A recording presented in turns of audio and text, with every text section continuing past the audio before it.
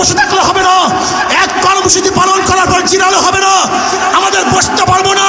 সবাই নয় বসার, নহে সমাপ্ত কর্মমদের অবকাশ তোলার বিশ্রামের।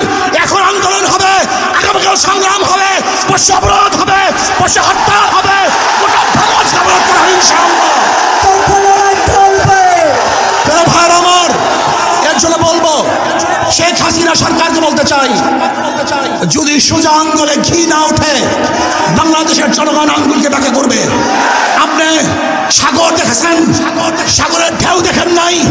আপনি ঘুঘু দেখেছেন, ঘুঘুর ফান দেখেন নাই। আপনি পাহাড় দেখেছেন, পাহাড়ের ওজন দেখেন নাই। আপনি ইসলামী আন্দোলন বাংলাদেশকে দেখেছেন, বিশ্বের চর্মনাইকে দেখেছেন, এদের হুঙ্কার দেখেন নাই, আন্দোলন দেখেন নাই, সংগ্রাম দেখেন নাই। কাজে কোনো অবস্থাতেই আগামী নির্বাচন এই সরকার অধীনে হবে না। আগামী নির্বাচন প্রশাসনের নির্বাচন সহ্য করবে না। কাজের জন্য যদি আমাদের রক্ত দিতে হয়, জীবন দিতে হয়, সব কিছু দিয়েও বাংলাদেশের অধিকারকে ঠিক রাখবো, এই ভূমিকে বাঁচাবো। আমরা পরাধীন হব না। দিল্লির গোলামি বাংলাদেশের জনগণ করবে না, করতে পারে না। আমরা স্বাধীন হয়েছি, স্বাধীনভাবেই বাঁচবো। আল্লাহ আমাকে এবং আমাদের সবাইকে কবুল করেন। আমি বারবার বলেছি, বারবার ঘুঘু তুমি খেয়ে যাও ধান, এবার ঘুঘু তোমার যাবে যে প্রাণ। 14 নির্বাচন প্রশাসনের নির্বাচন ছিল, 18 নির্বাচন ডাকাত এবং চুরি নির্বাচন ছিল। দিনের ভোট রাত্রে করেছে। বর্তমান অবৈধ সরকার বারবার আক্ষেপ করে বলে আমাদেরকে নামাতে চান কেন, আমাকে নামাতে চান কেন, উনি বুঝিন না ওনাকে নামাতে চাই কেন।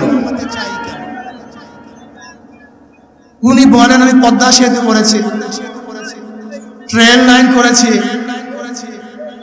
আমি টানেল করেছি, মেগা প্রজেক্ট করেছি। কিন্তু আমরা প্রশ্ন করতেছি আপনি মেগা চুরি করেছেন, মেগা ডাকাতি করেছেন, মেগা খুন করেছেন, 100 ধর্ষণের পরে সেঞ্চুরি পালন করেছেন, আবরারকে হত্যা করেছেন, এদেশের হাজারো মানুষকে দেশ ত্যাগ করতে বাধ্য করেছেন। আপনি হাজারো মায়ের বুককে খালি করেছেন, আপনি হাজারো মাকে বিধবা করেছেন, আপনি হাজারো বাচ্চাদেরকে এতিম করেছেন, আপনি হাজারো সন্তানকে ধুকে ধুকে মারার বাধ্য করেছেন, আপনার দেশটাকে লুটপাট করার চক্রান্ত করেছেন, আপনার দেশটাকে বিক্রি করার ষড়যন্ত্র করেছেন। যেরকম ফিলিস্তিনি মানুষরা তাদের অধিকার বাঁচার জন্য, অধিকার আদায়ের জন্য জীবন উৎসর্গ করে বোমার সামনে ঝাঁপিয়ে পড়েছে, আমরাও জীবন উৎসর্গ করে আওয়ামীদের বিরুদ্ধে ঝাঁপিয়ে পড়বো, আন্দোলন করবো, সংগ্রাম করবো, উদ্ধার করে ছাড়বে ইনশাআল্লাহ। যেরকম ফিলিস্তিনিরা তাদের অধিকার আদায়ের জন্য, তাদের ভূমিকে রক্ষা করার জন্য,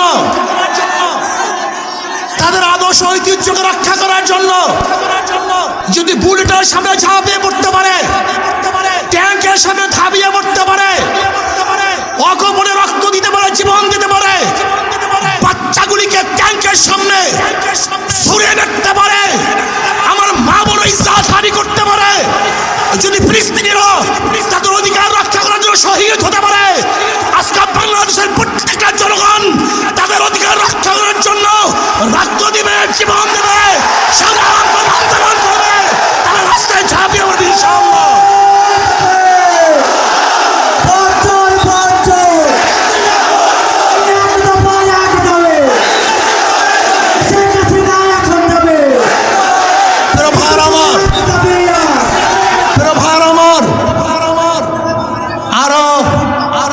কর্মসূচি আসবে, আপনারা বলতে পারেন এই তো অমুক দিন ঢাকায় গিয়েছিলাম, অমুক দিন কর্মসূচি পালন করেছিলাম, আবার আজকে কর্মসূচি চলে আসছে, আজকে যাব না, না এটা হবে না।